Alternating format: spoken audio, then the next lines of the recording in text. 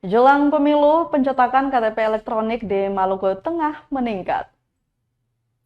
Sepekan menjelang pemilihan umum atau pemilu 14 Februari 2024, animo warga untuk mengurus kartu tanda penduduk elektronik atau eKTP di Maluku Tengah meningkat. Wahyu, salah satu operator Dinas Kependudukan dan Pencatatan Sipil atau Disdukcapil Maluku Tengah Malteng, mengaku sepekan menjelang tanggal pencoblosan, animo warga terus meningkat dari biasanya.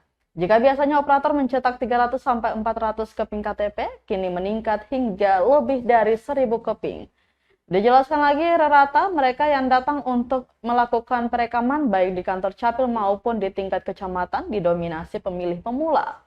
Lanjutnya lagi, untuk menghadapi pemilu tahun ini, pihak capil kabupaten kota di seluruh Indonesia diperintahkan untuk terus melayani pencetakan KTP KK meski di hari libur kerja. Bahkan di hari pencoblosan tanggal 14 Februari lusa nanti, pelayanan adminduk di kantor capil masih akan terus dibuka.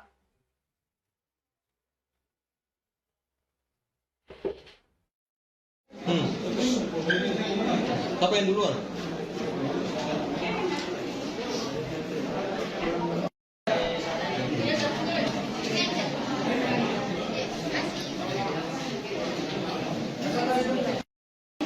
Enggak.